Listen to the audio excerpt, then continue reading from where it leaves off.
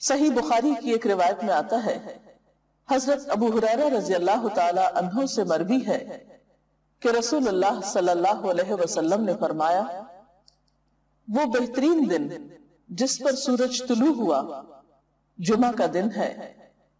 اسی دن حضرت آدم علیہ السلام تخلیق کیے گئے، اسی دن جنت میں داخل کیے گئے اور اسی دن وہاں سے نکالے گئے، اور قیامت واقع نہیں ہوگی مگر جمعہ کے دن۔ تو اس سے پتہ چلتا ہے کہ جمعہ کا دن اسلامی تاریخ میں اہمیت کا حامل ہے۔ اس دن میں سب سے اہم کام جو ہمیں کرنا ہے وہ نماز جمعہ کا اہتمام ہے۔ نماز جمعہ مردوں کے لیے ایک فرض عبادت کی حیثیت رکھتی ہے۔ حضرت جابر رضی اللہ تعالی عنہ سے روایت ہے کہ رسول اللہ صلی اللہ علیہ وسلم نے فرمایا، جو شخص اللہ اور یوم آخرت پر ایمان رکھتا ہو اس پر جمعے کے دن جمعہ پڑھنا فرض ہے، سوائے مریض کے، مسافر کے، عورت، بچے یا غلام کے۔ جو شخص کھیلنے یا تجارت میں بے پرواہ ہو اللہ بھی اس سے بے پرواہ ہو جاتا ہے، اور اللہ تعالیٰ بے نیاز تعریف والا ہے۔ تو اس سے پتہ چلتا ہے کہ جمعہ اپنی نماز جمعہ کے اعتبار سے بہت اہمیت کا حامل ہے، اور سوائے شرعی عذر کے جمعہ کو چھوڑ دینا انسان کے لیے محرومی کا سبب ہے ایک بہت بڑی خیر سے۔ عام طور پر انسان تجارت اور کھیل کود میں مشغول ہو کر نماز جمعہ سے بے پرواہی برتتا ہے، لیکن ایسا کرنا خود انسان کے اپنے ہی لیے نقصان دہ ہے۔ جمعہ کے دن ایک خاص گھڑی ہوتی ہے جس میں انسان کی دعائیں قبول ہوتی ہیں۔ حضرت ابو ہریرہ رضی اللہ تعالی عنہ سے روایت ہے، رسول اللہ صلی اللہ علیہ وسلم نے جمعہ کے دن کا ذکر کیا تو ارشاد فرمایا، اس میں ایک ایسی گھڑی ہے کہ جس مسلمان بندے کو وہ میسر آ جائے اور وہ کھڑا ہوا نماز پڑھ رہا ہو تو وہ اللہ سے جس چیز کا سوال کرتا ہے اللہ تعالیٰ اسے ضرور عطا فرما دیتا ہے۔ اور آپ نے اپنے ہاتھ سے اس گھڑی کے مختصر ہونے کا ارشاد فرمایا کہ وہ بہت لمبا یا طویل وقفہ نہیں ہوتا، طویل وقت نہیں ہوتا، بلکہ وہ ایک مختصر سی گھڑی ہوتی ہے۔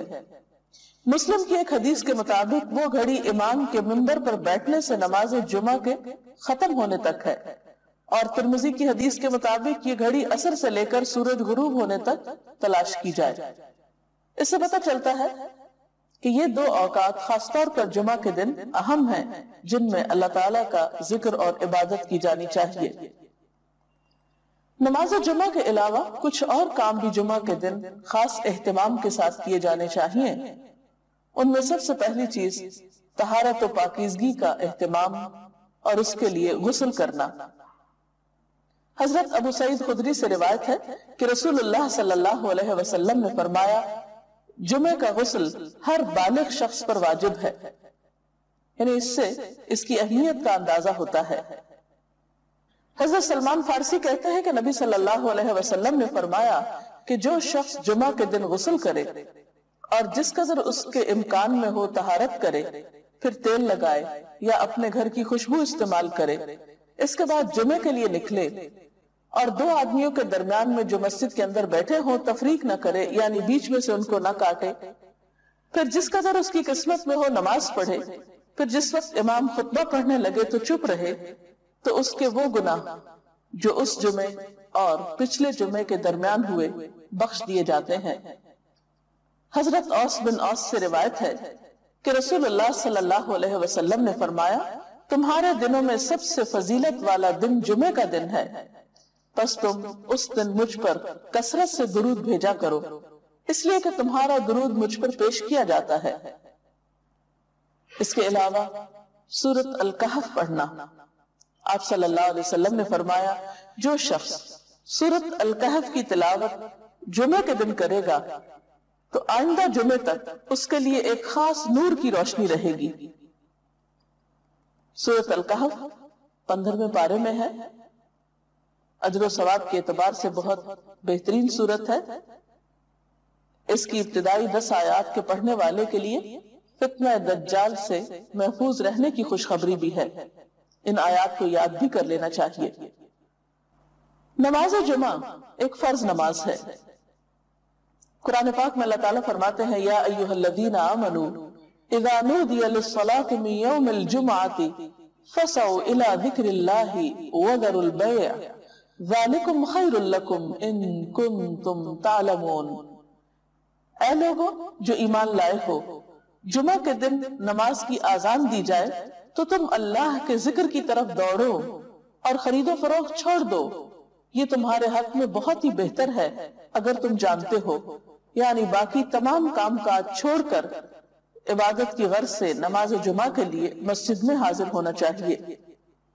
آپ صلی اللہ علیہ وسلم نے نماز جمعہ کی فضیلت بیان کرتے ہوئے فرمایا، جس نے وضو کیا اور اچھے طریقے سے وضو کیا، کیونکہ بعض اوقات ہم تیزی میں وضو کرتے ہیں، کونیاں خشک چھوڑ دیتے ہیں یا پاؤں کی ایڑیاں خشک رہ جاتی ہیں، یا اسی طرح چہرے کو پوری طرح نہیں دھوتے یا صاف نہیں کرتے، تو اس سے وضو صحیح طور پر مکمل نہیں ہوتا۔